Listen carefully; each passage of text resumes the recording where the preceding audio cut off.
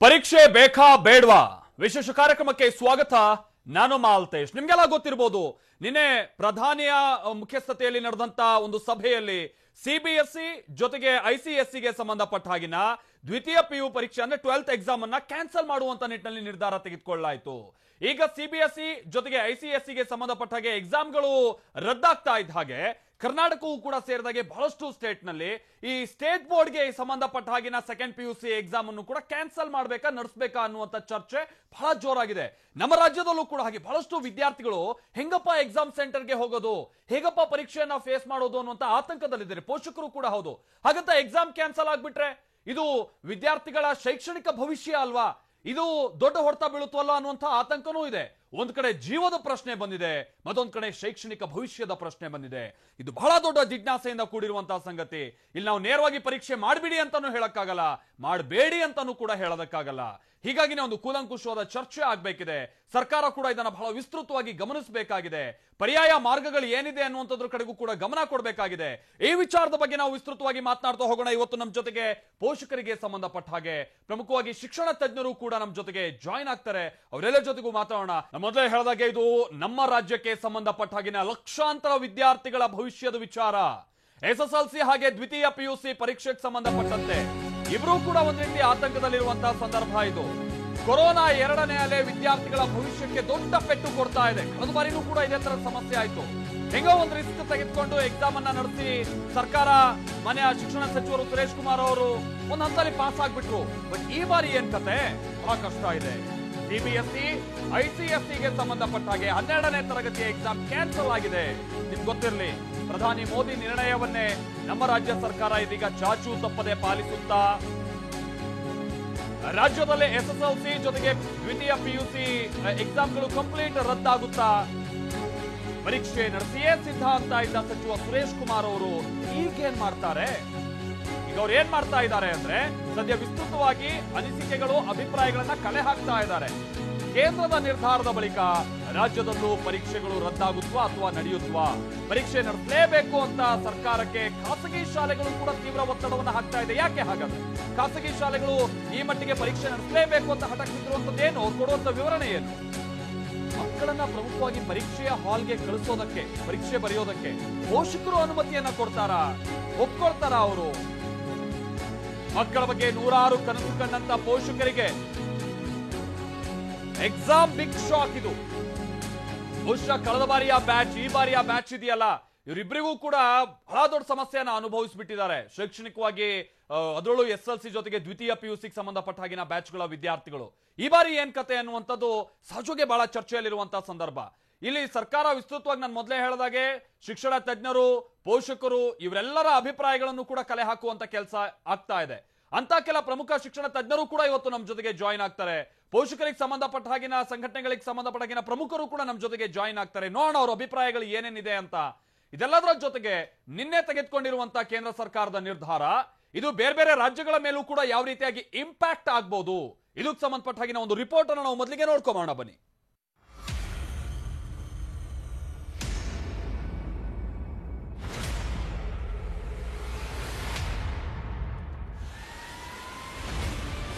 CBSE ICSE 12ನೇ ತರಗತಿ ಪರೀಕ್ಷೆ ರದ್ದು. ಪರೀಕ್ಷೆಗಿಂತ ಮಕ್ಕಳ ಜೀವವೇ ಮುಖ್ಯವೆಂದ ಪ್ರಧಾನಿ. ಹೌದು, ಹತ್ತಾರು ಆತಂಕ, ಪ್ರತಿಯೊಬ್ಬರಿಗೂ ಗೊಂದಲ. ಸೆಂಟ್ರಲ್ ಬೋರ್ಡ್ ಸಿಲೆಬಸ್ ಓದ್ತಾ ಇದ್ದ 12ನೇ ತರಗತಿ ಮಕ್ಕಳು ಎಕ್ಸಾಮ್ ನಡೆಯುತ್ತೋ ಇಲ್ವೋ ಅಂತ ತಲೆ ಕೆಡಿಸ್ಕೊಂಡಿದ್ರು. ಆದ್ರೆ ಪ್ರಧಾನಿ ಮೋದಿ ವಿದ್ಯಾರ್ಥಿಗಳ ಆತಂಕ ದೂರ ಮಾಡಿದ್ದಾರೆ. ಸಿಬಿಎಸ್ಇ 12ನೇ ತರಗತಿ ಪರೀಕ್ಷೆಗಳನ್ನ ಈ ವರ್ಷ ರದ್ದುಪಡಿಸಿದ್ದಾರೆ. ಹಾಗೆ ಐಸಿಎಸ್ಇ 12ನೇ ತರಗತಿ ಎಕ್ಸಾಮ್ ಕೂಡ ರದ್ದು ಮಾಡಿದ್ದು ಪರೀಕ್ಷೆಗಿಂತ ಜೀವವೇ ಮುಖ್ಯ ಅಂತ ಸಾರಿದ್ದಾರೆ.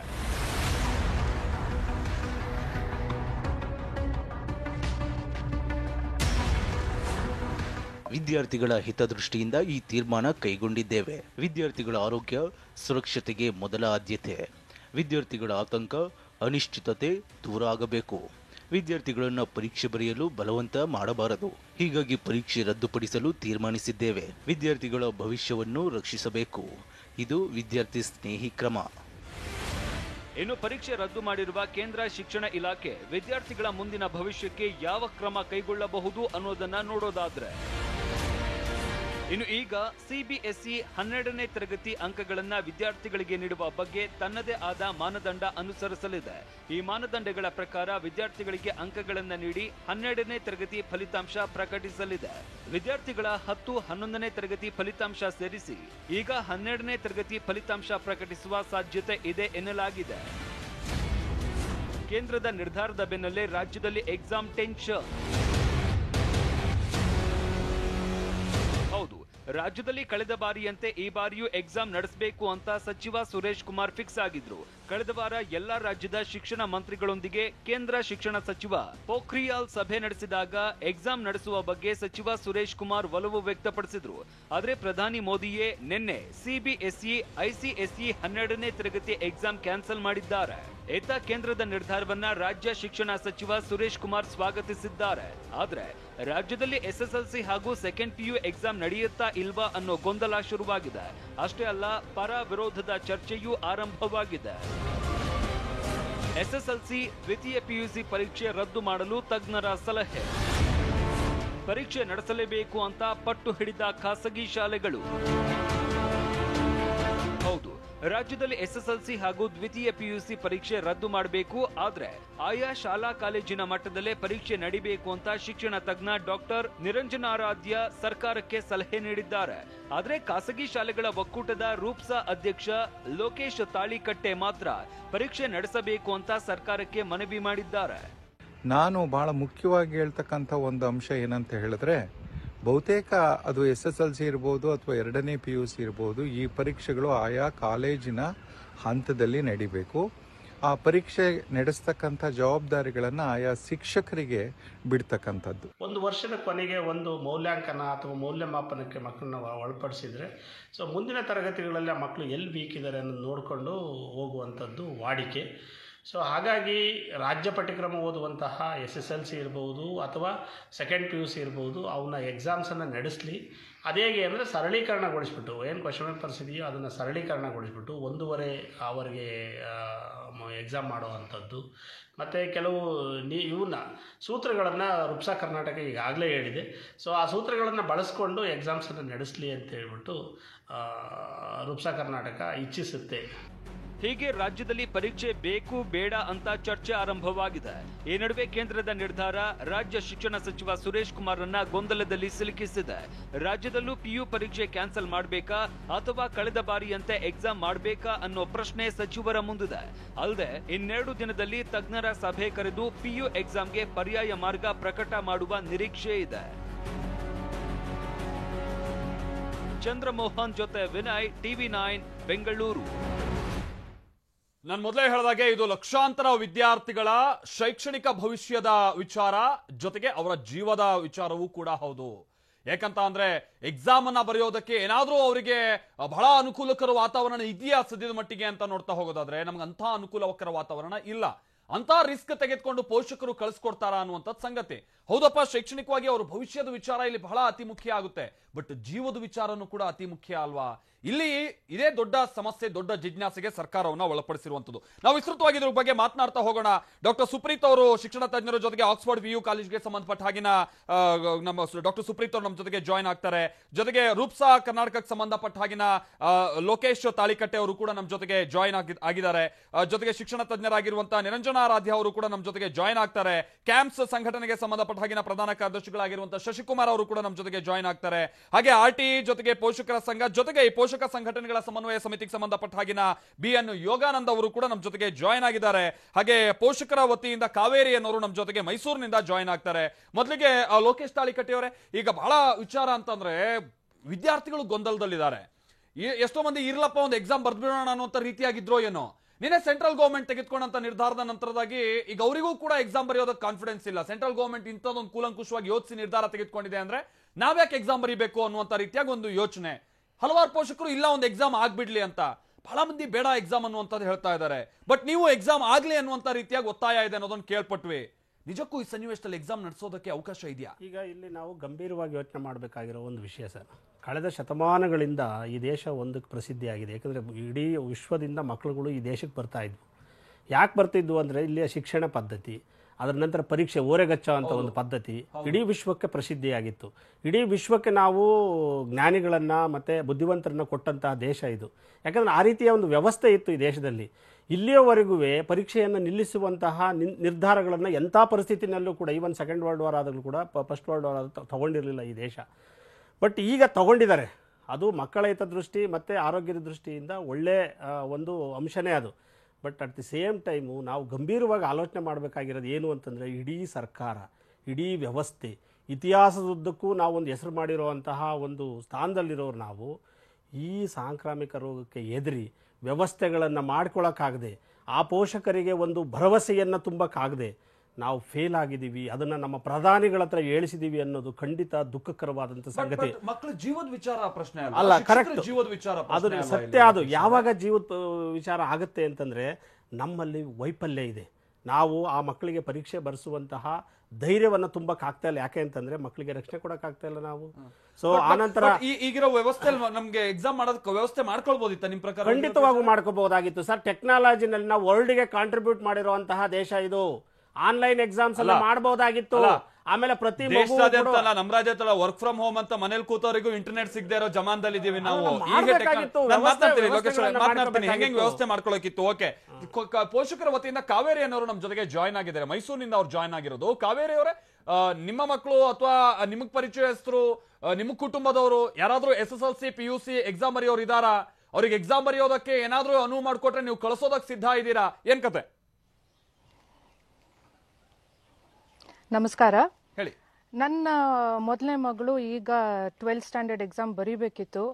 ಸೊ ಸರ್ಕಾರ ಕೊಟ್ಟಿರೋ ಇದರಿಂದ ಅವರು ಇವತ್ತೀಗ ಸೆಂಟ್ರಲ್ ಗವರ್ಮೆಂಟ್ ಹೇಳಿದ್ರಿಂದ ಅವ್ರೀಗ ಎಕ್ಸಾಮ್ ಬರೀತಾ ಇಲ್ಲ.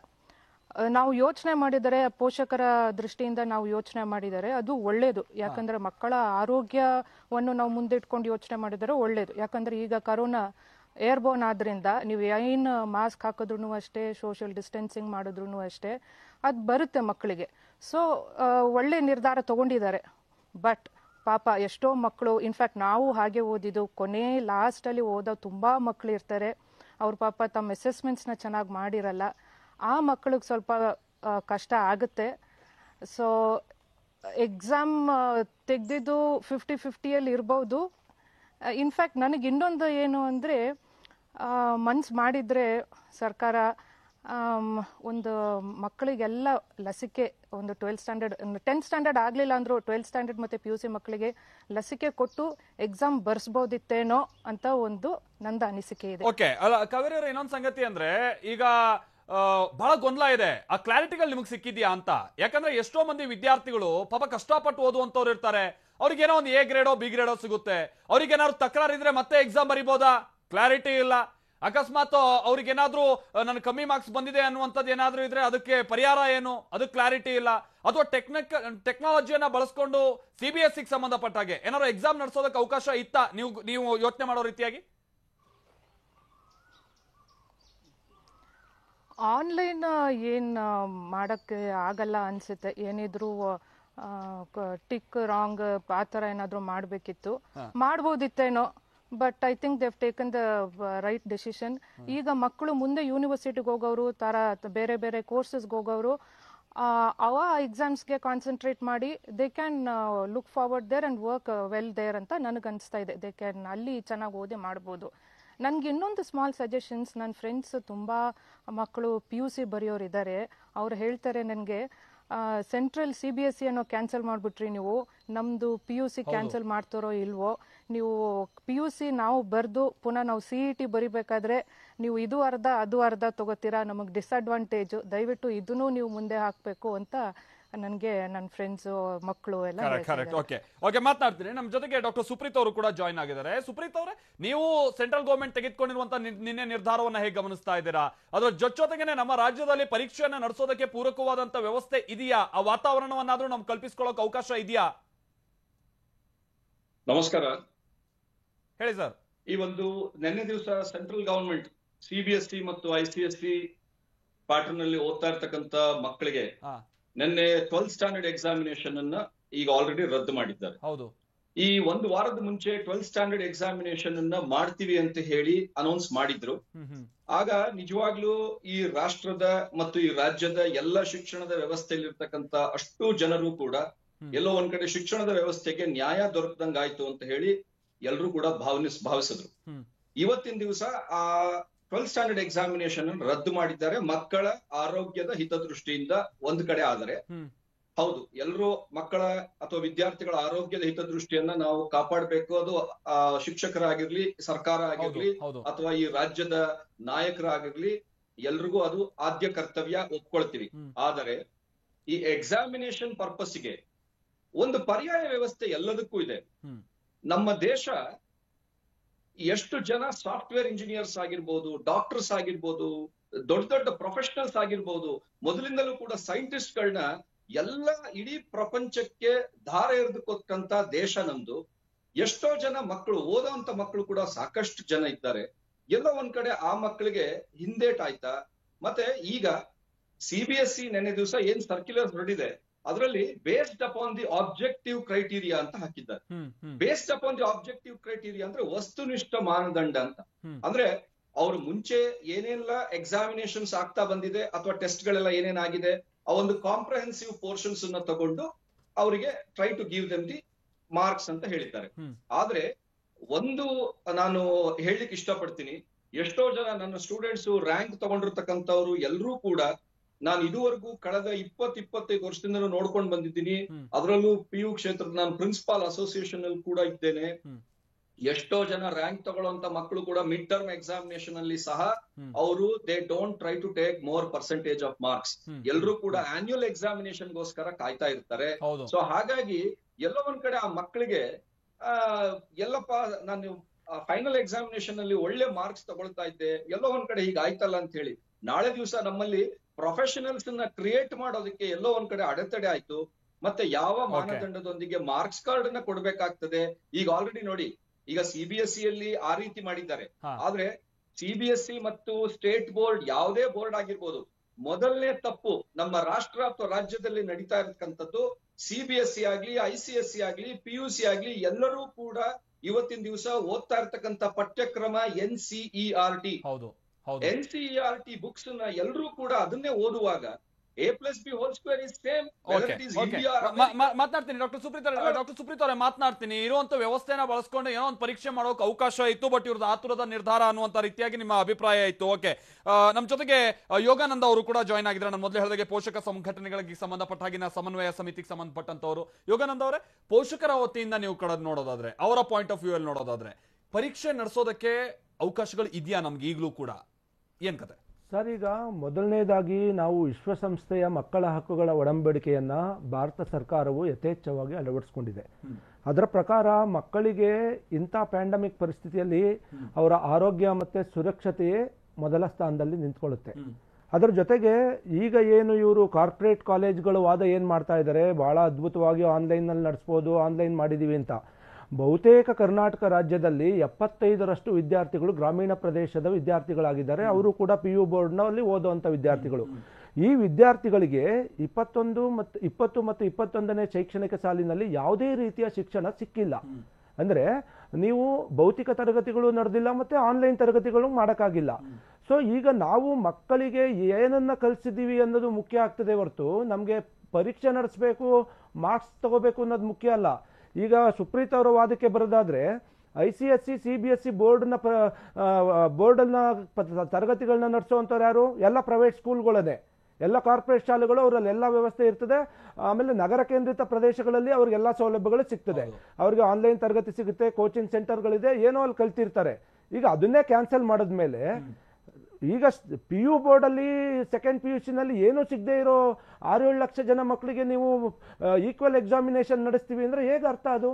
ಈಗ ಗ್ರಾಮೀಣ ಪ್ರದೇಶದಲ್ಲಿ ಒಂದು ಶಾಲೆಯ ಉಪನ್ಯಾಸಕ ಒಂದು ಸಬ್ಜೆಕ್ಟ್ ಅನ್ನು ಎಷ್ಟು ಪೋರ್ಷನ್ಸ್ನ ಕವರ್ ಮಾಡಿದ್ದೀನಿ ಅನ್ನೋದು ಅವನಿಗೆ ಗೊತ್ತು. ಅಲ್ಲಿ ಕಲ್ತಿರೋ ವಿದ್ಯಾರ್ಥಿ ಗೊತ್ತು. ಇಲ್ಲಿ ನೀವು ಈಕ್ವಲ್ ಆಗಿ ಕ್ವಶನ್ ಪೇಪರ್ನ ನೀವು ತಯಾರು ಮಾಡಿದ್ರೆ ನೀವೇನು ಕಲಿಸ್ತೇನೆ ಪರೀಕ್ಷೆ ಮಾಡಿ ಏನು ಸಾಧನೆ ಮಾಡ್ತೀರಾ? ನೀವು ಅಂಕ ಆಧಾರಿತ ಈ ಪರೀಕ್ಷಾ ಸಿಸ್ಟಮ್ ಅನ್ನ ಚೇಂಜ್ ಮಾಡಬೇಕು. ಮಕ್ಕಳಲ್ಲಿ ಇದು ಒತ್ತಡವನ್ನ ತರ್ತದೆ, ಮತ್ತೆ ಅವ್ರಿಗೆ ಬೇರೆ ಬೇರೆಯಾದ ದೈಹಿಕ ಮಾನಸಿಕವಾದಂತಹ ಸಮಸ್ಯೆಗಳನ್ನ ಒಡ್ಡುತ್ತೆ. ಅದರಿಂದ ನಾನು ಮುಗಿಸ್ಬಿಡ್ತೀನಿ. ಮಾನ್ಯ ಪ್ರಧಾನಮಂತ್ರಿಗಳು ಬಹಳ ಸಮಯೋಚಿತವಾಗಿ ಸಂದರ್ಭಕ್ಕೆ ಒಳ್ಳೆಯ ನಿರ್ಧಾರವನ್ನು ತಗೊಂಡಿದ್ದಾರೆ. ಅವರ ಈ ಸರ್ಕಾರದ ನಿರ್ಧಾರವನ್ನ ಕರ್ನಾಟಕ ಖಾಸಗಿ ಶಾಲಾ ಪೋಷಕ ಸಂಘಟನೆಗಳ ಸಮನ್ವಯ ಸಮಿತಿ ಸ್ವಾಗತಿಸುತ್ತದೆ.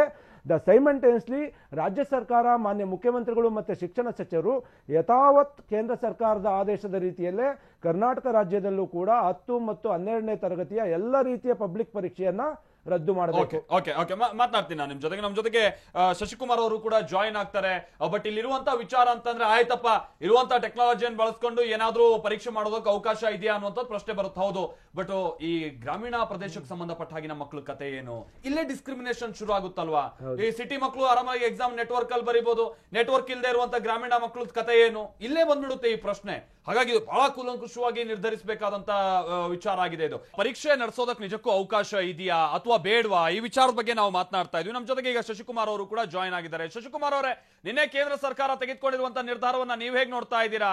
ರಾಜ್ಯ ಸರ್ಕಾರ ಏನ್ ನಿರ್ಧಾರವನ್ನ ತೆಗೆದುಕೊಳ್ಳಬಹುದು ಅಂತೇಳಿ ನೀವು ಗಮನಿಸ್ತಾ ಇದ್ದೀರಾ? ಅತ್ಯಂತ ದುರಂತದ ಸಂಗತಿ ಇದು. ನೇರವಾಗಿ ಕೇಂದ್ರ ಸರ್ಕಾರಗಳಿರ್ಬೋದು, ಆಯಾ ರಾಜ್ಯ ಸರ್ಕಾರಗಳ ವೈಫಲ್ಯ ಅಂತ ನಾನು ಹೇಳೋದಿಕ್ಕೆ ಇಷ್ಟಪಡ್ತೀನಿ. ಯಾಕೆ ಅಂದ್ರೆ, ಮಕ್ಕಳ ಮೂಲಭೂತ ಹಕ್ಕನ್ನ ಕಾಪಾಡಕ್ ಆಗದೆ ಇರ್ತಕ್ಕಂಥ ಸರ್ಕಾರಗಳು ಇದ್ರೆಷ್ಟು ಇಲ್ಲದೆ ಇದ್ರೆಷ್ಟು. ಯಾಕೆ ಈ ಮಾತನ್ನು ಹೇಳ್ತೇನೆ ಅಂದ್ರೆ, ಇವತ್ತು ತುಂಬಾ ಚೆನ್ನಾಗಿ ಮೈಕ್ರೋ ಪ್ಲಾನಿಂಗ್ ಅಲ್ಲಿ ಡಿಸೆಂಟ್ರಲೈಸ್ ಮಾಡಿ ನಿರಂಜನ ಆರಾಧ್ಯ ಅವರು ಏನು ಹೇಳಿದ್ರು ಅದೇ ರೀತಿಯಲ್ಲಿ ನಾವು ಸಲಹೆ ಕೂಡ ಕೊಟ್ವಿ. ಆಯಾ ಶಾಲೆ ಆಯಾ ಕಾಲೇಜುಗಳಲ್ಲಿ ಡಿಸೆಂಟ್ರಲೈಸ್ ಮಾಡಿ 25-50 ಮಕ್ಕಳು ಇಡೀ ಬಿಲ್ಡಿಂಗ್ ಇರುತ್ತೆ. ಇನ್ನೊಂದು ಅಂಶ ಹೇಳ್ತೀನಿ, ಅತ್ಯಂತ ಸುರಕ್ಷಿತ ಜಾಗ ಇವತ್ತು ಶಾಲಾ ಕಾಲೇಜಲ್ಲಿ SOP ಮಾಡಿ ಪರೀಕ್ಷೆ ನಡೆಸೋದು. ಯಾಕೆ ಅಂದ್ರೆ, ಇವತ್ತು ಶಿಕ್ಷಣ ಇಲಾಖೆ, ಆ ಶಾಲೆಯವರು, ಅದು ರಾಜ್ಯ ಪಠ್ಯಕ್ರಮದವರು ಇರ್ಬೋದು ಅಥವಾ ಯಾವುದೇ ಕ್ರಮದವರು ಇರ್ಬೋದು, ಆ ಆರೋಗ್ಯ ಇಲಾಖೆ, BBMP ಅವರು ಮತ್ತೆ ಪೊಲೀಸ್ ಇಲಾಖೆ ಎಲ್ಲರ ಸಮ್ಮುಖದಲ್ಲಿ ಪಾಲಕ ಪೋಷಕರ ಸಹಕಾರದಲ್ಲಿ ಈ ಪರೀಕ್ಷೆಗಳು ನಡೆಯುತ್ತೆ, ಪಬ್ಲಿಕ್ ಪರೀಕ್ಷೆ. ಇದರಿಂದ ಮಕ್ಕಳಿಗೆ ನ್ಯಾಯವನ್ನು ಕೊಡಬಹುದಾಗಿತ್ತು. ಸರಳವಾದ ಕನಿಷ್ಠ ಕಲಿಕೆ ಆಧಾರಿತ ಒಂದು ಸರಳವಾದ ಪತ್ರಿಕೆ ಮಾಡಿ ಆಯಾ ಶಾಲೆಯ ಶಿಕ್ಷಕರಿಗೆ ಬಿಡಿ, ಅವರೇ ಮಾಡಿಬಿಟ್ಟು ಅದನ್ನ ಎಂಡೋಸ್ ಮಾಡಬಹುದಾಗಿತ್ತು. ಪರ್ಮನೆಂಟ್ ನಾಮಪಟ್ಟಿ ಕೋವಿಡ್ ಪುಕ್ಕಟ್ಟೆ ಪಾಸ್ ಅನ್ನೋದನ್ನ ಹೋಗೋದು. ಎರಡನೇ ಅಂಶ ಅತಿ ಸೂಕ್ಷ್ಮವಾಗಿರ್ತಕ್ಕಂಥದ್ದು, ಇವತ್ತು ಲಾಕ್ಡೌನ್ ಇದೆ. Lockdown period was the best period for exam. ಯಾವುದೇ ಮಕ್ಕಳು ಎಲ್ಲಿ ವಲ್ನರಬಲ್ ಆಗ್ತಾರೆ ಅಂದ್ರೆ, ಮನೆಯಿಂದ ಸಂಸ್ಥೆಗಳಿಗೆ ಬರಬೇಕಾದ್ರೆ ಗುಂಪು ಕಟ್ಕೊಂಡ್ ಬರ್ತಾರೆ, ಅಥವಾ ಇದರಲ್ಲಿ ಇವತ್ತು ಮೈಕ್ರೋ ಪ್ಲಾನಿಂಗ್ ಅಲ್ಲಿ ಇಂಥ ಜಾಗದಿಂದ ಇಷ್ಟೇ ಜನ ಬರ್ತಾರೆ ಅಂತ ಗೊತ್ತು. ಸರ್ಕಾರ ಮನಸ್ಸು ಮಾಡಿದ್ರೆ ಇವತ್ತಿಗೂ ಕೂಡ ನಮ್ಮ ಬಸ್ಗಳಿದಾವೆ, ಆಯಾ ಶಿಕ್ಷಣ ಸಂಸ್ಥೆ ಬಸ್ಗಳಿದಾವೆ, ಎಲ್ಲವನ್ನು ಆಪರೇಟ್ ಮಾಡಿದ್ರೆ ಸರಳವಾಗಿ ಸಿಂಪಲ್ ಆಗಿ ಆ ಗಣಿತ ವಿಜ್ಞಾನ ನಮ್ಮ ರಾಜ್ಯದಲ್ಲಿ ಕನ್ನಡ ತುಂಬಾ ಅಗತ್ಯವಿರ್ತಕ್ಕಂಥದ್ದು, ಮಾನದಂಡಗಳು ಇರೋದು.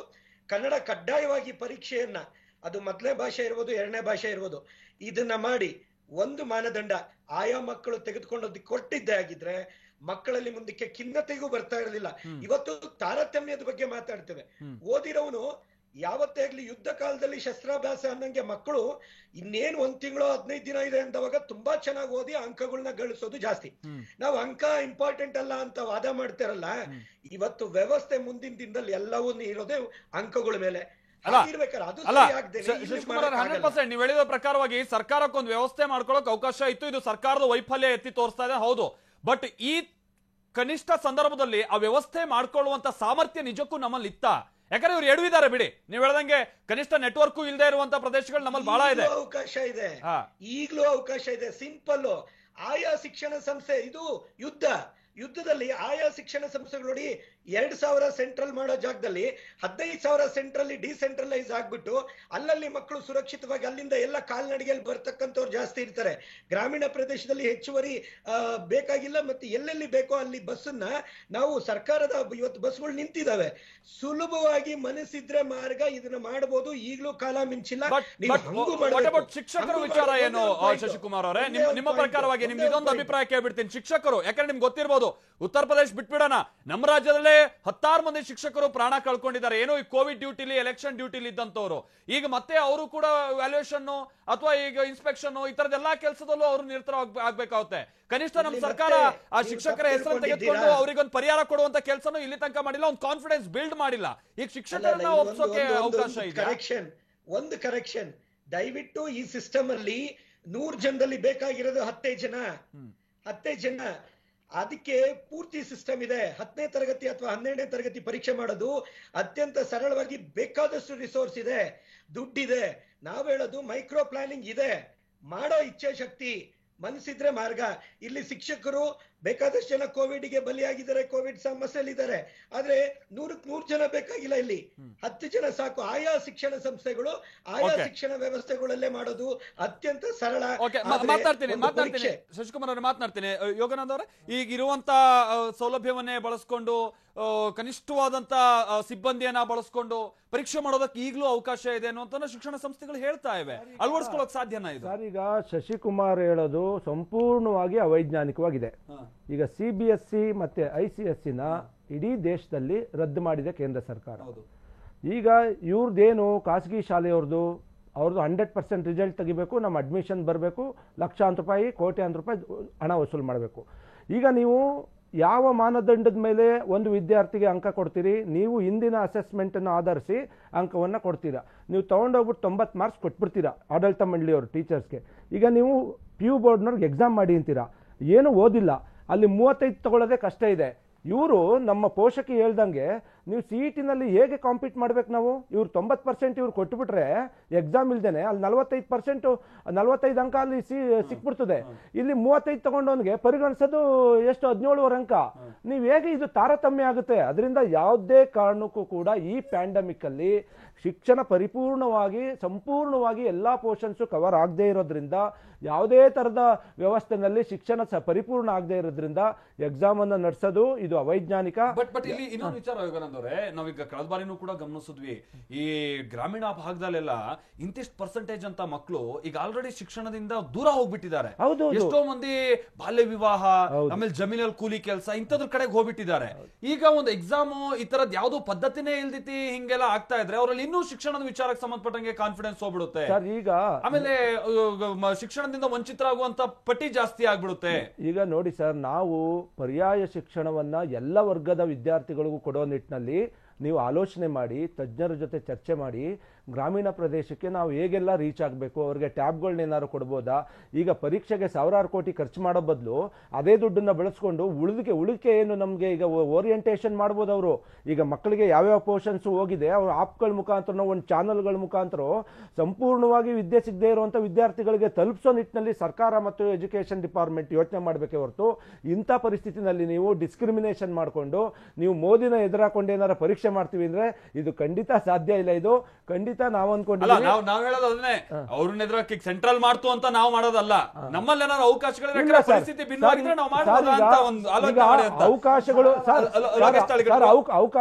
ಹೇಳೋದ್ ಕಷ್ಟ, ಮಾಡೋದಷ್ಟು ಕಷ್ಟ ಅಲ್ಲ ಸರ್. ಸೂತ್ರ ಹೇಳ್ತೀನಿ. ಈಗಾಗಲೇ ಕೋವಿಡ್ 0 ಲೆವೆಲ್ ಬರ್ತಾ ಇದೆ, ಕಡಿಮೆ ಆಗ್ತಾ ಇದೆ. ಸರ್ಕಾರದ ಲೆಕ್ಕದ ಪ್ರಕಾರ ಕಮ್ಮಿ ಆಗ್ತಾ ಇದೆ, ಸರ್ಕಾರಿ ಲೆಕ್ಕದ ಪ್ರಕಾರನೇ ಕಡಿಮೆ ಆಗ್ತಾ ಇದೆ, ತುಂಬಾ ಜಾಸ್ತಿ ಕಡಿಮೆ ಆಗ್ತಾ ಇದೆ ಅಂತ ಅಂದ್ಕೊಳ್ಳೋಣ. ಇನ್ನೂ 1-2 ತಿಂಗಳು ಹೋಗ್ಲಿ, ಇನ್ನೂ ಏನು ಅವಸರ ಇಲ್ಲ. ಇನ್ನೂ 2.5 ತಿಂಗಳು ಅಥವಾ 3 ತಿಂಗಳೇ ಹೋಗ್ಲಿ. ನಿಧಾನಕ್ಕೆಯ ಒಂದು ಸಿಂಪಲ್ ಕ್ವಶನ್ ಪೇಪರ್ ಅನ್ನು ಪ್ರಿಪೇರ್ ಮಾಡ್ಬಿಟ್ಟು ಆಯಾ ಸ್ಕೂಲಿನ ಹಂತದಲ್ಲಿ, ಅಂದ್ರೆ ಆಯಾ ಕಾಲೇಜಿನ ಹಂತದಲ್ಲಿ, ಈಗ ಎಷ್ಟಿದೆ 5,006 ಒಟ್ಟು PU ಕಾಲೇಜಸ್ ಇರೋದು ಇಡೀ ಕರ್ನಾಟಕದಲ್ಲಿ. ಇವರು ಸೆಂಟರ್ ಅನ್ನ ಮಾಡ್ತಾ ಇದ್ದು 3,000, ಅದನ್ನ 5,006 ಸೆಂಟರ್ ಮಾಡ್ಲಿ. ಸೊ ಅಲ್ಲೇ ಇರೋ ಹುಡುಗರುಗಳು ಯಾವ್ದು ಬಸ್ ಅನ್ನು ಹಿಡ್ದಂಗೆ ಅಲ್ಲಿರೋ ನಡ್ಕೊಂಡ್ಬಂದು ಪರೀಕ್ಷೆ ಬರೆಯುವಂತಹ ವ್ಯವಸ್ಥೆನೇ ನಿರ್ಮಾಣ ಆಗಲಿ. ಕ್ವಶನ್ ಪೇಪರ್ಸ್ ಅನ್ನ ಆನ್ಲೈನ್ ಅಲ್ಲಿ ಕಳಿಸ್ಬಿಟ್ಟು ಅಲ್ಲೇ ಪ್ರಿಂಟ್ ಔಟ್ ತಕೊಂಡು ಪರೀಕ್ಷೆ ನಡೆಸೋಂತದ್ದಾಗ್ಲಿ. 3 ಅವರ್ ಬಿಟ್ಬಿಟ್ಟು 1.5 ಗಂಟೆ ಮಾಡ್ಲಿ ಎಕ್ಸಾಮ್ನ. ಯಾಕೆ ಪರೀಕ್ಷೆ ಅವಶ್ಯಕತೆ ಇದೆ ಅಂತಂದ್ರೆ, ಈ 3 ತಿಂಗಳು ಟೈಮ್ ಅಂತ ಹೇಳ್ತಾ ಇದೀವಲ್ಲ, ಆ ಮಕ್ಳುಗಳಿಗೆ ಟ್ಯಾಬ್ ಏನಾರ ಕೊಟ್ಬಿಟ್ಟು ಒಂದ್ ಸ್ವಲ್ಪ ಶಿಕ್ಷಣ ನೀಡ್ಲಿ. ಆನ್ಲೈನ್ ಅಲ್ಲಿ 3 ತಿಂಗಳು ಟೈಮ್ ಇರುತ್ತೆ. ಸೊ ನೀಡ್ಬಿಟ್ಟು ಒಂದು ಸಿಂಪಲ್ ಪರೀಕ್ಷೆನ ಮಾಡ್ಲಿ ಅಂತ. ಯಾಕಂದ್ರೆ ಆ ಸಂಪ್ರದಾಯ ಮುರಿಯೋದ್ ಬೇಡ. ಆಮೇಲೆ ಪರೀಕ್ಷೆ ಸೀರಿಯಸ್ನೆಸ್ ಇದೇನ್ ದೊಡ್ಡ ಡಿಫರೆನ್ಸ್ ಅನ್ನ ಕ್ರಿಯೇಟ್ ಮಾಡುತ್ತಾ ಅನ್ನುವಂಥದ್ದೇ. ಯಾಕಂದ್ರೆ ಬೋರ್ಡ್ ಎಕ್ಸಾಮ್ ಅಂತ ಅಂದ್ರೆ ಒಂದು ಪದ್ಧತಿ ಕೆಳಗೆ ಎಲ್ಲರಿಗೂ ಕೂಡ ಒಂದೇ ಪೇಪರು, ಒಂದೇ ಕ್ವಶನ್ಸ್, ಅವ್ರು ತೆಗೆದುಕೊಳ್ಳುವಂತ ಮಾರ್ಕ್ಸ್, ಅವ್ರ ಬೌದ್ಧಿಕ ಮಟ್ಟ ಎಷ್ಟಿದೆ ಅನ್ನುವಂಥದ್ದನ್ನ ನಿರ್ಧರಿಸುವಂತ. ಪ್ರತಿ ಸ್ಕೂಲ್ಗಳಿಗೆ ಈಗ ನೀವು ಪರೀಕ್ಷೆ ಮಾಡಿ ಅಂತ ಅಂದ್ರೆ ಸಹಜವಾಗಿ ಎಲ್ಲಾ ಸ್ಕೂಲ್ನವರು ಕೂಡ ನಮ್ಗೆ ಸೆಕೆಂಡ್ PUC ನಮ್ದು ಅತ್ಯಧಿಕ ರ್ಯಾಂಕಿಂಗ್ ಅಂತ ತೋರಿಸುವಂತ ಒಂದ್ ನಿಮಿಷ. ತರಾತುರಿಲೇ ಇರ್ತಾರೆ. ಇಲ್ಲಿ ಒಂದ್ ನಿಮಿಷ ಅಂತ ಮಾತಾಡ್ತೀನಿ ಸರ್. ಕಾಲೇಜ್ ಹಂತದಲ್ಲಿ ಪರೀಕ್ಷೆ ಪೇಪರ್ ಅಲ್ಲ, 100%. ಕೇಂದ್ರಿತ ಇದು ಪರೀಕ್ಷಾ ಮಂಡಳಿ ಕ್ವಶನ್ ಪೇಪರ್ ಪ್ರಿಪೇರ್ ಮಾಡ್ಲಿ, ಪರೀಕ್ಷೆನ ಕಾಲೇಜಲ್ಲಿ ಮಾಡ್ಕೊಳ್ಳಿ, ಆನ್ಸರ್ ಶೀಟ್ ಅನ್ನ ಬೋರ್ಡ್ ಕಳಿಸಬೇಕಾಗುತ್ತೆ, ಆನ್ಲೈನ್ ಅಲ್ಲಿ ವ್ಯಾಲ್ಯೂಯೇಷನ್ ಮಾಡಿ CBSE ಅವರು ಮಾಡ್ತಾರೆ. ಇದ್ರ ಬಗ್ಗೆ ಮಾತನಾಡ್ತೀನಿ ನಾನು ಲೋಕೇಶ್ ತಾಳಿಕೋಟೆ ಅವರೇ. ಇಲ್ಲಿ ವಿಚಾರ ಇರುವಂತದ್ದಿದೆ. ಈಗ ನಿರಂಜನ ಆರಾಧ್ಯ ಅವರು ಜೊತೆಗೆ ನಮ್ಮ ಜೊತೆಗೆ ಇರುವಂತಹ ಶಿಕ್ಷಣ ತಜ್ಞರು ಇವರೆಲ್ಲ ಹೇಳ್ತಾ ಇರುವ ಪ್ರಕಾರವಾಗಿ ಬಹಳ ಸಿಂಪಲ್ ಆಗಿ ಎಕ್ಸಾಮ್ ನಡೆಸೋದಕ್ಕೆ ಅವರೊಂದು ಸೂತ್ರವನ್ನ ಕೊಡ್ತಾ ಇದ್ರು. ಅದನ್ನ ಅಳವಡಿಸ್ಕೊಳ್ಳೋಕೆ ಸಾಧ್ಯ ಈಗ ಬೇಡ, ಈಗಲೇ ಜೂನ್ ಅಲ್ಲಿ ಆಗ್ಬೇಕು, ಜುಲೈಯಲ್ಲಿ ಆಗ್ಬೇಕು ಅಂತಲ್ಲ, ಇನ್ನೂ ಒಂದು ತಿಂಗಳು ಮುಂದೋಗ್ಲಿ, ಆಗಸ್ಟ್ ಅಲ್ಲಿ ಆಗುತ್ತಾ ಈ ರೀತಿಯಾಗಿ ಮಾಡೋದಕ್ಕೆ ಅನ್ನುವಂಥದ್ರ ಕಡೆಗೆ ಸರ್ಕಾರ ಯೋಚನೆ ಮಾಡ್ಲಿ ಅನ್ನುವಂಥ ಸಂಗತಿಯನ್ನು ಹೇಳ್ತಾ ಇದ್ದಾರೆ. ಬಟ್ ಆಗ ಒಂದು ವಿಚಾರ ಬರುತ್ತೆ, ಅದೇನು ಅಂತ ಅಂದ್ರೆ ನೀವು CET, ನೀಟು, JEE ಇದಕ್ಕೆ ಸಂಬಂಧಪಟ್ಟಂಗೆ ಪ್ರಾಬ್ಲಮ್ ಆಗ್ಬಿಡುತ್ತಲ್ವಾ, ಬಹಳ ಮುಂದಕ್ಕೆ ಹಾಕ್ಬಿಡ್ಬೇಕಲ್ಲ, ಮತ್ತೆ ಸೆಂಟ್ರಲ್ ಜೊತೆಗೆ ಅದಕ್ಕೆ ಸಂಬಂಧಪಟ್ಟಂಗೆ ಹೊಂದಾಣಿಕೆ ಮಾಡ್ಕೊಳ್ಬೇಕಾಗುತ್ತಲ್ಲ, ಇದು ಮತ್ತೆ ಪ್ರಶ್ನೆ ಬರುತ್ತೆ. ನಾವು ಬಹಳ ವಿಸ್ತೃತವಾಗಿ ಪರೀಕ್ಷೆ ನಡೆಸೋದಕ್ಕೆ ಅವಕಾಶ ಇದೆಯೋ ಇಲ್ವೋ ಈ ವಿಚಾರವಾಗಿ, ಅಥವಾ ಪರೀಕ್ಷೆ ನಡೆಸೋದ್ರೆ ಏನ್ ರಿಸ್ಕ್ ಇದೆ ಇದ್ರ ಬಗ್ಗೆ ಮಾತನಾಡ್ತಾ ಇದ್ವಿ. ಕೇಂದ್ರದ ನಿರ್ಧಾರವನ್ನ ವಿರೋಧಿಸಿ ರಾಜ್ಯದಲ್ಲಿ PU ಎಕ್ಸಾಮ್ ನಡೆಯೋದು ಡೌಟ್, ಅದು ನಾವು ಮನಸ್ಸಲ್ಲಿ ಇಟ್ಕೊಂಡ್ಬಿಡ್ಬೇಕು. PU ಪರೀಕ್ಷೆ ರದ್ದಾದ್ರೆ ಶಿಕ್ಷಣ ಇಲಾಖೆ ಮುಂದೆ ಪರ್ಯಾಯ ಮಾರ್ಗ ಏನು? ರಾಜ್ಯದಲ್ಲಿ ದ್ವಿತೀಯ ಪರೀಕ್ಷೆಯನ್ನ ನಡೆಸೋದಕ್ಕೆ ಶಿಕ್ಷಣ ಇಲಾಖೆಯ ಮುಂದಿದೆ ಒಂದು ಪ್ಲಾನ್ ಬಿ. ಯಾರೋ ಅವಕಾಶ ಇದೆಯಾ ಅನ್ನುವಂತ ನೋಡ್ತಾ ಹೋದಂತ ಸಂದರ್ಭದಲ್ಲಿ ಆ 2-3 ದಿನಗಳಲ್ಲಿ ದ್ವಿತೀಯ PUC ಎಕ್ಸಾಮ್ ನ ಭವಿಷ್ಯ ನಿರ್ಧಾರ ಆಗುತ್ತೆ. ಏನ್ ಪ್ಲಾನ್ ಬಿ ಇದೆ ಸರ್ಕಾರದ ಮಟ್ಟದಲ್ಲಿ ಅನ್ನುವಂಥದ್ದು, ಅಂದ್ರೆ ಪರ್ಯಾಯ ಮಾರ್ಗ ಏನಿದೆ ಅನ್ನೋದಂತ ನಾವು ನೋಡ್ಬೇಕಿದೆ. ಒಂದೇ ದಿನದಲ್ಲಿ ದ್ವಿತೀಯ PU ಎಕ್ಸಾಮ್ ನಡೆಸಿ ಫಲಿತಾಂಶ ಪ್ರಕಟ ಸಾಧ್ಯತೆ, ಒಂದೇ ದಿನ. CET ಜೊತೆಗೆ ನೀಟ್ ಮಾದರಿಯಲ್ಲಿ ರಾಜ್ಯದಲ್ಲಿ PUC ಎಕ್ಸಾಮ್ ನಡೆಸುವಂತ ಸಾಧ್ಯತೆ ಇದೆ ಅನ್ನುವಂತ ಸಂಗತಿಯು ಕೂಡ ಸರ್ಕಾರದ ಮಟ್ಟದಲ್ಲಿ ಒಂದೇ ದಿನ ಅಂದ್ರೆ ಈಗ 6 ಸಬ್ಜೆಕ್ಟ್ ಅಲ್ಲ. ಫಾರ್ ಎಕ್ಸಾಂಪಲ್ PCMB, PCMC, ಈ ಕಡೆ HEBA, BEBA, ಕಾಮರ್ಸಿಗೆ ಸಂಬಂಧಪಟ್ಟಂಗೆ, ಆರ್ಟ್ಸಿಗೆ ಸಂಬಂಧಪಟ್ಟಂಗೆ ಅವ್ರೇನು ಐಚ್ಛಿಕವಾದಂತ ವಿಷಯಗಳನ್ನ ತೆಗೆದುಕೊಂಡಿರ್ತಾರಲ್ಲ 6ರಲ್ಲಿ 4, ಆ 4ಅನ್ನ ಸರಳೀಕೃತ ವ್ಯವಸ್ಥೆಯಲ್ಲಿ ಒಂದು ಪೇಪರ್ ಸಿದ್ಧ ಮಾಡಿ 30, 30, 35 ಈ ತರದ ಏನಾದ್ರು ಪಾರ್ಟಿಷನ್ ಮಾಡಿ ಮಾರ್ಕ್ಸ್ ಕೊಟ್ಟು ಪರೀಕ್ಷೆ ನಡೆಸೋಕೆ ಅವಕಾಶ ಇದೆಯಾ? ಅಲ್ಲೂ ಕೂಡ ಪರೀಕ್ಷೆಯ ಅವಧಿಯನ್ನ 3 ಗಂಟೆಯಿಂದ 1.5 ಗಂಟೆಗೆ ಇಳಿಸೋಕೆ ಅವಕಾಶ ಇದೆಯಾ? ಕಾಲೇಜ್ ಮಟ್ಟದಲ್ಲೇ ಪರೀಕ್ಷೆಯನ್ನ ನಡೆಸಿ ಫಲಿತಾಂಶ ನೀಡುವಂತ ಸಾಧ್ಯತೆ ಇದೆಯಾ ಅನ್ನುವಂಥದ್ದು ಸಂಗತಿ. ಇಲ್ಲಿ ನಾವು ಇದ್ರ ಬಗ್ಗೆ ಮಾತಾಡ್ತಾ ಹೋಗೋಣ, ಸಮಯದ ಅಭಾವ ಕೂಡ ಇದೆ. ಡಾಕ್ಟರ್ ಸುಪ್ರೀತ್ ಅವರೇ, ಈ ತರದೊಂದು ಫಾರ್ಮುಲಾ ಸರ್ಕಾರದ ಬಳಿ ಇದೆ ಅನ್ನುವಂಥದ್ದು ನಾವು ಕೇಳ್ಪಡ್ತಾ ಇದೀವಿ. ಒಂದೇ ದಿವಸದಲ್ಲಿ ಪರೀಕ್ಷೆ, ಐಚ್ಛಿಕ ವಿಷಯಗಳಿಗೆ ಮಾತ್ರ ಪರೀಕ್ಷೆ, ಅವಕಾಶ ಇದೆಯಾ? ಇದು ಇದಕ್ಕೆ ಅವಕಾಶಗಳಿದೆ, ಆದ್ರೆ ನಾನು ಆ ವಿಷಯಕ್ಕೆ ಬರ್ಲಿಕ್ಕೆ ಮುಂಚೆ ಒಂದಷ್ಟು ಈಗ ಮುಂಚೆ ಆದಂತ ಡಿಸ್ಕಷನ್ಸ್ ಅಲ್ಲಿ ಎಲ್ಲೋ ಒಂದ್ ಕಡೆ ತಪ್ಪು ಸಂದೇಶ ನಿಮ್ಮ ಮಾಧ್ಯಮದ ಮುಖಾಂತರ ಪಾಲಕ ಪೋಷಕರಿಗಾಗ್ಲಿ ಅಥವಾ ವಿದ್ಯಾರ್ಥಿಗಳಿಗೆ ಹೋಗ್ಬಾರ್ದು. ಒಂದು 2 ನಿಮಿಷದ ಕ್ಲಾರಿಫಿಕೇಶನ್ ಅನ್ನು ಕೊಡ್ತೇನೇನೋ. ಈ NCERT ಸಿಲೆಬಸ್ ನ ಎಲ್ಲರೂ ಓದ್ತಾ ಇರ್ತಕ್ಕಂತ ಸಮಯದಲ್ಲಿ ಯಾವ ಮಕ್ಕಳಿಗೂ ಕೂಡ ಡಿಸ್ಕ್ರಿಮಿನೇಷನ್ ಆಗ್ಬಾರ್ದು ಅನ್ನೋದು ಎಲ್ಲಾ ಅಕಾಡೆಮಿಷಿಯನ್ಸ್ ಮತ್ತೆ ಎಲ್ಲಾ ಏನು ಶಿಕ್ಷಣ ವ್ಯವಸ್ಥೆಯಲ್ಲಿ ಇರ್ತಕ್ಕಂಥವ್ರು, ಇಲ್ಲಿ ಯಾವುದು ಖಾಸಗಿ ಕಾಲೇಜು, ಖಾಸಗಿ ಶಿಕ್ಷಣ ಸಂಸ್ಥೆ ಯಾವುದು ಕೂಡ ಇಲ್ಲಿ ಬರೋದಿಲ್ಲ. ಇಲ್ಲಿ ಏನಾಗುತ್ತೆ ಅಂತಂದ್ರೆ ಗ್ರಾಮೀಣ ಭಾಗದಲ್ಲೂ ಒಂದಷ್ಟು ಜನ ಮಕ್ಕಳಿಗೆ ಪಾಠಗಳಾಗಿಲ್ಲ ಬಿಕಾಸ್ ಆಫ್ ದಿ ನೆಟ್ವರ್ಕ್, ಏನೇ ಸಮಸ್ಯೆಗಳಿರಬಹುದು. ಅದಕ್ಕೆ ಇನ್ನೂ 2 ತಿಂಗಳು ಕಾಲಾವಕಾಶಗಳು ಸಿಗ್ತಾ ಇತ್ತು ಅನ್ನೋದು ಒಂದು ನಮ್ಮ ಪ್ರಶ್ನೆ. ಇದಕ್ಕೊಂದು ವಿವರಣೆ ಕೊಟ್ಬಿಡಿ ಸರ್ ಸುಪ್ರೀತ್ ಅವರೇ. ಇದು 2 ತಿಂಗಳು ಹೌದು, ನೀವು ಆಗಷ್ಟೇ ಆಗ್ಲಿ, ಬಟ್ ಈ JEE, CET, ನೀಟು ಇದನ್ನೆಲ್ಲ ನಡೆಸುವಂತದ್ದು ಏನ್ ಕತೆ? ಇವ್ರು ಕೇಂದ್ರದ ಚೌಕಾಸಿ ಮಾಡ್ತಾರ ಇವರು?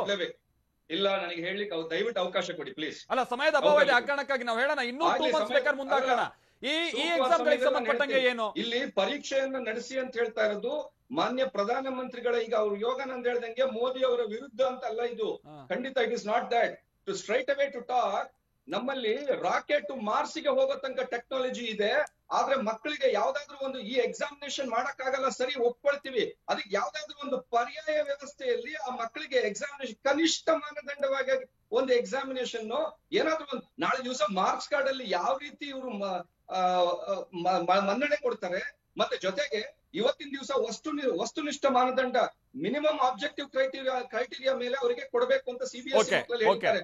ಆದ್ರೆ 1 ನಿಮಿಷ ಇದೆ ಸರ್, ಆದರೆ ಆ ಸಿಸ್ಟಮ್ ನಮ್ಮಲ್ಲಿ ಸ್ಟೇಟ್ ಬೋರ್ಡ್ ಅಲ್ಲಿ ನಡೆದಿಲ್ಲ. ಎಲ್ಲಿ ನಡೆದಿದೆ? ಓಲ್ಡ್ ಅಸೆಸ್ಮೆಂಟ್ ಪ್ರಕಾರ ನಮ್ಮಲ್ಲಿ ಎಲ್ಲಿ ನಡೆದಿದೆ? ಓಲ್ಡ್ ಅಸೆಸ್ಮೆಂಟ್ ನಡೆದಿಲ್ಲ. ಮಾತಾಡ್ತೀನಿ ಡಾಕ್ಟರ್ ಸುಪ್ರೀತ್ ಅವರೇ, ಮಾತನಾಡ್ತೀನಿ. ಅದೇ ಸಮಸ್ಯೆ ಆಗ್ಬಿಡುತ್ತಲ್ಲ ಇಲ್ಲಿ. ಮಾತಾಡ್ತೀನಿ. ತರಗತಿಗಳನ್ನ ಕವರ್ ಮಾಡಿದೀರಾ ನೀವು ಓಲ್ಡ್ ಅಸೆಸ್ಮೆಂಟ್ ನಡೆಸೋದಕ್ಕೆ? ಅದು ಆನ್ಲೈನ್ ಅಲ್ಲಿ ಅರ್ಧ ಭಾಗ ಆಗಿರೋದು, ಮುಕ್ಕಾಲ್ ಭಾಗ ಆಗಿದೆ. ಮಾತಾಡ್ತೀನಿ ಯೋಗಾನಂದ್ ಅವ್ರು, ನಿಮ್ ಜೊತೆ ಮಾತನಾಡ್ತೀನಿ. ಶಶಿಕುಮಾರ್ ಅವರೇ, ಕೊನೆಯದಾಗಿ ಈ ಸಂಗತಿ ಬಗ್ಗೆ ಏನ್ ಹೇಳ್ತೀರಾ? ಒಂದು ದಿನದಲ್ಲೇ ಐಚ್ಛಿಕ ವಿಷಯಗಳಿಗೆ ಪರೀಕ್ಷೆ ನಡೆಸೋಕೆ ಅವಕಾಶ, ನೀವು ಹೇಳ್ದಂಗೆ ಏನೋ ಒಂದು ಪರೀಕ್ಷೆ ಆಗ್ಲೇಬೇಕಲ್ವಾ? ಈ ಮುಖ್ಯವಾಗಿ ಸರಳ ಮಾರ್ಗ ಅನುಸರಿಸೋಕೆ ಅವಕಾಶ ಇದೆಯಾ? ಖಂಡಿತವಾಗ್ಲೂ ಇವಾಗ ಶಿಕ್ಷಣ ಇಲಾಖೆ ಯೋಚನೆ ಮಾಡ್ತಾ ಇರೋ ದಿಕ್ಕಲ್ಲಿ ನೋಡಿದಾಗ ಅದು ಒಂದೆರಡು ದಿನದಲ್ಲಾದ್ರೂ ಸರಳ ಮಾರ್ಗದಲ್ಲಿ ಇವತ್ತು ಲಾಕ್ಡೌನ್ ಪರಿಸ್ಥಿತಿಯಲ್ಲಿ ಯಾವ ರೀತಿಯಾದರೂ ಒಂದು ಪ್ಲಾನಿಂಗ್ ಅಲ್ಲಿ, ಮೈಕ್ರೋ ಪ್ಲಾನಿಂಗ್ ಅಲ್ಲಿ ಮಾಡಬಹುದು. ಆದ್ರೆ ದಯವಿಟ್ಟು ಈ ರಾಜ್ಯದ ಜನತೆಗೆ ಈ ತಾರತಮ್ಯ ಅಥವಾ ಕಾಮಾಲೆ ಕಣ್ಣಲ್ಲಿ ನೋಡಿಕೊಂಡು ಈ ವ್ಯವಸ್ಥೆಗಳನ್ನ ಮಾತನಾಡಬಾರ್ದು. ಹಗುರವಾಗಿ ಎಲ್ಲಾ ಮಕ್ಕಳ ಹಕ್ಕು ಬಗ್ಗೆ ನಾವು ಮಾತಾಡಬೇಕು. ನೀವು ಇನ್ನೊಂದು ಮಾತು ತುಂಬಾ ಸೂಕ್ಷ್ಮವಾಗಿ ಹೇಳಿದ್ರಿ, ನಿಮ್ಮ ಮಕ್ಕಳಲ್ಲಿ ಕೆಲಸಕ್ಕೆ ಅಥವಾ ನಾಳೆ ಮದುವೆ ಮುಂಜಿ ಆಗಿ ಹೋಗುವಂತದ್ದು ಜಾಸ್ತಿ ಆಗ್ತವೆ. ಇದನ್ನ ತಡೆಗಟ್ಟಬೇಕು ಅಂದ್ರೆ ಅವರಿಗೆ ಒಂದು ಕನಿಷ್ಠ ಒಂದು ಆಧಾರಿತವಾದ ಒಂದು ಪರೀಕ್ಷೆ ಫಲಿತಾಂಶ ಕೊಟ್ಟು ಮುಂದಿನ ವ್ಯವಸ್ಥೆಗೆ ಹೋಗೋದಿಕ್ಕೆ ಪ್ರೋತ್ಸಾಹ ಕೊಡಬೇಕೇ ಹೊರತು ಇಲ್ಲಿಗೆ ಕೊಡಲಿ ಪೆಟ್ಟು ಹಾಕಬಾರ್ದು. ಬಹುತೇಕ ಮಕ್ಕಳಿಗೆ ಗ್ರಾಮೀಣ ಪ್ರದೇಶ ಆಗಿರ್ಲಿ, ನಗರ ಪಟ್ಟಣ ಆಗಿರ್ಲಿ, ಒಂದಲ್ಲ ಒಂದು ರೀತಿಯಲ್ಲಿ ಶಿಕ್ಷಣ ಆಗಿದೆ. ಫಿಸಿಕಲ್ ಮಾತನಾಡ್ತೀನಿ. ಶಶಿಕುಮಾರ್ ಅವರೇ, ಕಾವೇರಿ ಅವರೇ, ಕೊನೆಯದಾಗಿ ನೀವೊಂದು ಅಭಿಪ್ರಾಯವನ್ನು ವ್ಯಕ್ತಪಡಿಸೋದಕ್ಕೆ ಇಚ್ಛೆ ಪಡ್ತಾ ಇದ್ದಾರೆ, ಹೇಳಿ. ಹೌದು, ಈ ಶಿಕ್ಷಣ ಸಮಿತಿಯವರು ಎಲ್ಲರೂ ಹೇಳೋ ಮಾತು ಡಿಸ್ಕಷನ್ ನಾನು ಕೇಳಿದ ತಕ್ಷಣ ನನಗೂ ಒಂದು ಸಣ್ಣ ಅನಿಸಿಕೆ ಏನು ಅಂದ್ರೆ, ಒಂದು ಸಲಹೆ ನಾನು ಸೂಚಿಸಬಹುದು. ಏನು ಅಂದ್ರೆ, ಒಂದು 6 to 7 lakhs ಮಕ್ಕಳು ದ್ವಿತೀಯ ಸೆಕೆಂಡ್ PUC ಮತ್ತೆ CBSE ಎಕ್ಸಾಮ್ಸ್ ನಮ್ಮ ಇಲ್ಲಿ ಬರೀತಾ ಇದ್ದಾರೆ. ಅವರಿಗೆ ನಾವು ಲಸಿಕೆ ಕೊಟ್ಬಿಟ್ಟು ಒಂದು 15 days ಗ್ಯಾಪ್ ಬಿಟ್ಬಿಟ್ಟು ಯಾಕೆ ಎಕ್ಸಾಮ್ ಮಾಡಬಾರ್ದು ಅಂತ ಒಂದು ಸಣ್ಣ ಅದೊಂದು ಅನಿಸಿಕೆ. ಯೋಗಾನಂದರೇ, ಕೊನೆಯದಾಗಿ ಸಂಬಂಧಪಟ್ಟ ಈಗ 18 ವರ್ಷದ ಒಂದೇ ದಿವಸದಲ್ಲಿ ಎಕ್ಸಾಮ್ ಮಾಡಬಹುದು, ಐಚ್ಛಿಕ ಒಂದೇ ವರ್ಷದಲ್ಲಿ ಎಕ್ಸಾಮ್ ಮಾಡಬಹುದು. ಅದ್ರ ಬಗ್ಗೆ ನಮ್ಗೆ ಮಾಹಿತಿ ಇಲ್ಲ. ಏನಾದ್ರೂ ಅವರು ಶಿಕ್ಷಣ ಸಚಿವರು, ತಜ್ಞರು ಮತ್ತೆ ಪೋಷಕ ಸಂಘಟನೆಗಳ ಜೊತೆ ಇಮಿಡಿಯೇಟ್ ಆಗಿ ಮೀಟಿಂಗ್ ಕರೆದ್ರೆ ನಾವು ಡಿಸ್ಕಸ್ ಮಾಡ್ತೀವಿ ಅದ್ರ ಬಗ್ಗೆ. ಅನ್ನೋದು ಕಾನ್ಸೆಪ್ಟ್ ಅನ್ನ ಮಗು ಅರ್ಥ ಮಾಡ್ಕೊಂಡಿದ್ಯಾ ಇಲ್ವಾ ಅಂತ ಹೇಳಿ ಅಳೆಯೋ ಒಂದು ಟೂಲ್ ಅದು. ಸೊ LSRW ನಾವು ಅಲ್ಲಿ ಚೆಕ್ ಮಾಡೋದಂಥದ್ದು, ಲರ್ನಿಂಗು, ಸ್ಪೀಕಿಂಗು, ರೀಡಿಂಗು, ರೈಟಿಂಗು ಕಲ್ತಿದಾನ ಅಂತ. ಸೊ ಅದು ಒಂದೇ ದಿನದಲ್ಲಿ ನಡಿಬಹುದು, ಒಂದೇ ಗಂಟೆಯಲ್ಲಿ ನಡಿಬಹುದು, 1.5 ಗಂಟೆನಲ್ಲೂ ನಡೆಸಬಹುದು. ಸೊ ಈಗೇನು ಹೊಸ ಕಾನ್ಸೆಪ್ಟ್ ಅನ್ನ ತಂದಿದ್ದಾರೆ, ಅದ್ರ ಮೂಲಕನಾದ್ರೂ ಪರೀಕ್ಷೆ ಅಂತ ನಡೆಸಿ ಪರೀಕ್ಷೆ ಅಂತ ಈಗ 2 months ದೂಡ್ತಾರಪ್ಪ. ಓಕೆ, ಈ JEE ಜೊತೆಗೆ ಏನೂ ತೊಂದರೆ ಆಗಲ್ಲ, ಅವ್ ಯಾವಕ್ಕೂ ತೊಂದರೆ ಆಗಲ್ಲ. ಯಾಕಂದ್ರೆ 2 months ಆದ್ರ ಮೇಲೂ ಬರಿಬಹುದು, ಅಥವಾ ಮೊದಲೇ ಅವನ್ನ ಬರ್ದ್ಬಿಟ್ಟು ನಂತರ ಅದನ್ನ ಎಕ್ಸಾಮ್ ಬರಿಬಹುದು. ಯಾಕಂದ್ರೆ JEE ಮತ್ತೆ ಇದು ನೀಟ್ಗೆ ಈ ಪರೀಕ್ಷೆಯ ಅಂಕಗಳನ್ನ ಸೇರಿಸೋಲ್ಲ. ಸೊ ಹಾಗಾಗಿ ಅದರ ಅಗತ್ಯತೆ ಇಲ್ಲ. ಸೊ ಅದ್ರ ನಂತರ ಮಾಡಬಹುದು, ಅಥವಾ ಅದು ಮೊದಲು ಮಾಡಿ ಈಗ ಮುಂದೆ ಹೋದ್ರೆ ಈಗ ಸೆಂಟ್ರಲ್ ಜೊತೆಗೂ ಕೂಡ ಮತ್ತೆ ಮಾತುಕತೆ ಮಾಡ್ಬೇಕಲ್ಲ, ಆ ಚೌಕಾಸಿ ಇವ್ರು ಮಾಡ್ತಾರ? ಇವರು ಇಲ್ಲ, ಅವ್ರು ಮಾಡಿದ ತಪ್ಪನ್ನ ನಮ್ಮ ರಾಜ್ಯ ಸರ್ಕಾರ ಮಾಡೋದ್ ಬೇಡ ಅನ್ನೋದು ನಮ್ ಕಳಕಳಿ. ಯಾಕಂದ್ರೆ ಇಲ್ಲಿ ಶಿಕ್ಷಣದಿಂದ ಮಕ್ಕಳು ವಂಚಿತರಾಗ್ತಾರೆ. 2 ತಿಂಗಳ ಮೇಲೆ 3ನೇ ಅಲೆದು ಆಲ್ರೆಡಿ ಇಂಡಿಕೇಶನ್ ಬರ್ತಾ ಇದೆ. ನೀವು ಅದ್ರ ಬಗ್ಗೆನೂ ಆಲೋಚನೆ ಮಾಡ್ಬೇಕು ಸ್ವಲ್ಪ. ಓಕೆ, ಸುಪ್ರೀತ್ ಅವರೇ, ಕೊನೆಯದಾಗಿ ನೀವು 30 ಸೆಕೆಂಡ್ ಒಳಗೆ ನೀವು ಕೊಡುವಂತ ಸಲಹೆ ಏನಾದ್ರೂ ಇದ್ರೆ ಹುಡುಗರಿಗೂ ಕೂಡ ಸರ್ಕಾರಕ್ಕೂ ಕೂಡ ಏನು? ಆಯ್ತು, ಕರೆಕ್ಟ್ 30 ಸೆಕೆಂಡ್ ಕೊಡಿ ನನ್ಗೆ. ಇಷ್ಟೆಲ್ಲ ಮಾಡೋದ್ರಿಂದ ನಾಳೆ ದಿವಸ ಮೆಡಿಕಲ್ ಕಾಲೇಜ್, ಇಂಜಿನಿಯರಿಂಗ್ ಕಾಲೇಜ್ಗಳಲ್ಲಿ ಸಾಕಷ್ಟು ಲಾಬಿಗಳಾಗ್ತವೆ. ಇದಕ್ಕೆ ತಿರ್ಗಾ ನಾಳೆ ಈ ರಾಜ್ಯದ ಪಾಲಕ ಪೋಷಕರು ತುಂಬಾ ವ್ಯಥೆ ಪಡ್ತಾರೆ, ಮಕ್ಕಳು ತುಂಬಾ ವ್ಯಥೆ ಪಡ್ತಾರೆ. ಓದೋಂತ ಮಕ್ಕಳಿಗೆ ನಿಜವಾಗ್ಲೂ ಶೈಕ್ಷಣಿಕ ವ್ಯವಸ್ಥೆಯಲ್ಲಿ ಓದ್ತಾ ಇರ್ತಕ್ಕಂಥ ಮಕ್ಕಳಿಗೆ ಎಲ್ಲೋ ಒಂದ್ ಕಡೆ ಅನ್ಯಾಯನೂ ಮಾಡ್ದಂಗಾಗುತ್ತೆ. ನಾವು ಕೇಳ್ತಾ ಇರೋದು ಒಂದೇ, ಕನಿಷ್ಠ ಮಾನದಂಡವಾಗಿ ಎಕ್ಸಾಮಿನೇಷನ್ ಅನ್ನ ಮಾಡಿ ಆ ಮಕ್ಕಳ ಆರೋಗ್ಯಕರ ಬೆಳವಣಿಗೆ ಮತ್ತು ಆರೋಗ್ಯಕರವಾದಂತ ಅವರ ಸ್ಟಡೀಸ್ ಹಿತದೃಷ್ಟಿಯಿಂದ ಮಾತ್ರನೇ ಮಾತಾಡ್ತಾ ಇದೀವಿ ಹೊರತು ಇಲ್ಲಿ there is no politicization.